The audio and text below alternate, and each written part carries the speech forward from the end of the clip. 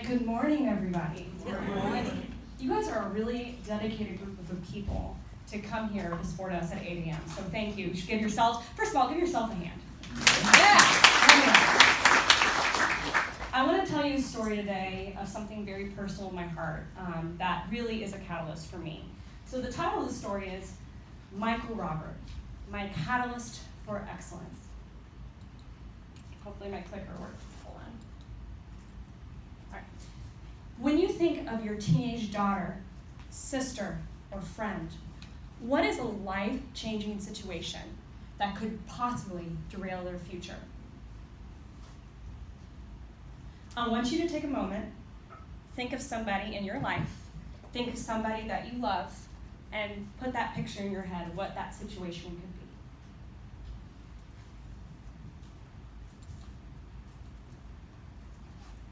be. Sorry, next.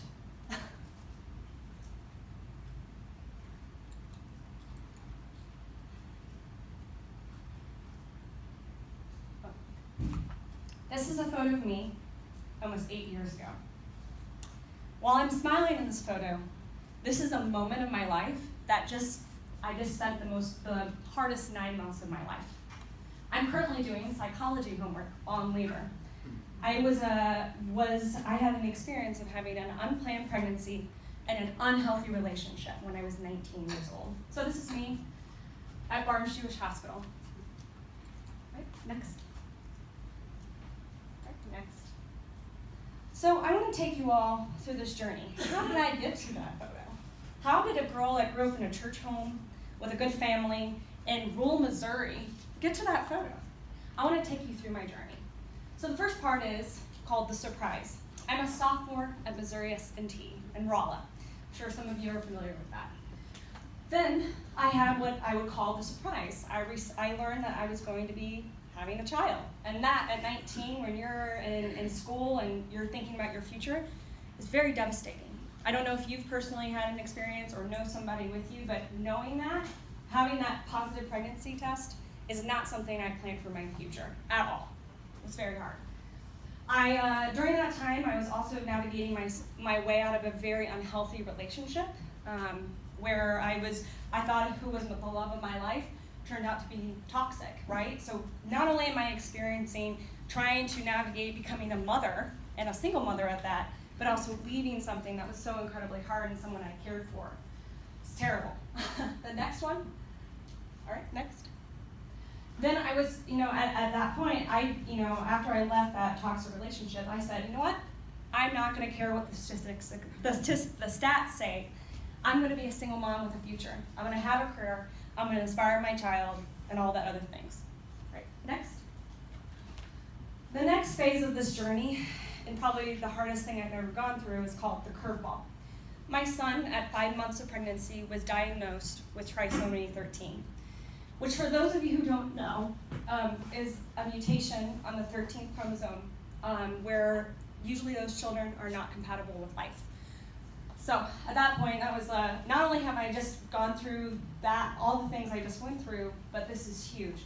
So I remember there was a moment when I got the news from my doctor. I was home alone, and I remember just feeling so broken. Have you ever been in a place in your life where you just felt so broken, where you didn't know what to do, you didn't know what to think, you didn't know where to do, and you felt like, where do I go from here? And really at this point, I felt like I was this person in the bottom of the pit. And I was like, where do I go? And really at that point was a turning point where my faith and the note of just relying on a higher power really pushed me through to keep going. All right, next. All right, and at that point, I really had a decision to make. Was I going to let this define me, or was I going to let it carry me through and push me through? And so with that, I made a decision to keep going, to carry my child to the end of the pregnancy as a personal choice. And then I said, I'm going to rise above. I'm going to continue giving my all at school. I'm going to continue giving my best effort as a student assistant at Missouri S&T International Affairs. And I'm going to continue working out. Until the day I was induced, right before I went into labor, I was doing weightlifting. I was that crazy lady at the gym. All right. They're like, we don't know if she's gonna pop yet, or is she like, what's going on with this chick? I don't know. I was there. That was me. So yeah, next. All right, the next phase I would call the fire. This was when I was induced at 38 weeks of pregnancy. All right, next. My son, Michael Robert, was stillborn. So I went through the entire pregnancy and then delivery of my son and experienced the birth and the death of my first child. That was definitely the hardest thing I've ever had in my life, and I'm sorry if I've left you in a very sad state, but I want to say that experience and having my son and going through everything I went through was a catalyst to make sure that I pursued excellence with my entire being and who I was. Life is short and precious, and I was not going to waste my precious energy in the gift of life that I've received to keep going forward, to not keep going forward. And the next phase is what I call the rise from the ashes, like the phoenix, right? There's a song. I think there's a few songs like that. So I graduated from college early with honors. I took out all of my need to control and not being in control of the situation towards my grades. I don't know if any of you who are technical or you like school, you're like that. If something's going bad in your life, you focus that energy towards something you can affect the outcome. I started my career at the Boeing company.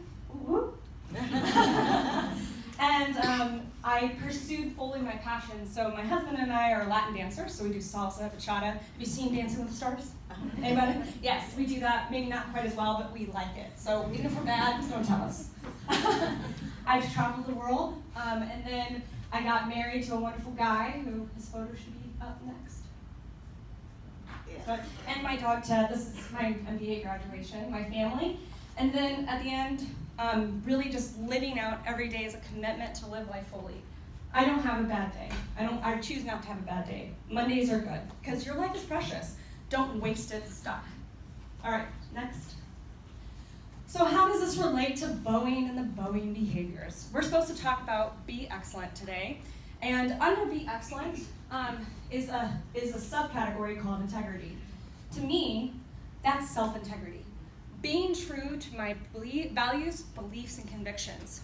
And as William Shakespeare so wisely said in 1599, as he wrote this, he said, "To thine own self be true." It's still very relevant today as it was then. Right? Next. So when I look at my self-integrity values and the things that are important to me and how I apply it to my current job, these are the things that I would say are the 7 most important things to me for any job, any relationship, any hobby I have. And you all have your own list, whether or not you've defined it or not. So things like purpose-driven life, faith, wisdom, empathy, courage, resiliency, and tenacity. Now, I had a much longer slide where I talked about every single personal and professional application, but we don't have time to go through all that. I don't want to bore you reading off the PowerPoint. You can read for yourself. But I want to touch on a purpose-driven life and what that means for me at the Boeing Company and what it means for my life. That means not staying stuck in a job, a situation, or relationship with anybody under any circumstances at Boeing or outside of Boeing. That is not a good fit, right? And that means, a good fit to me means, am I naturally talented? Do I just have what it takes to be excellent? I don't need anybody else, eventually. Do I have the passion for it? Am I interested in this? Because if you know anything, humans are really good lie detectors. If you're not genuine about somebody, you can tell it right away. Like, you don't really believe what you're saying. No. And then environment. Do I have the sort of leadership around me that are going to help me get through challenges? And people around me, do I like who I work with? So for me, at the end of the day, it is purpose first, not position. How often do you see people run around their lives searching for a title, money, prestige, so that way? It should be flipped. Follow your purpose, your passion, what makes you special before you ever care about the position title. That is something I've learned through my career at Boeing and some experiences. I will never, ever take a job for the opposite reason. It has to align. And I say that proudly because that's who I am. Right? Right? I told you.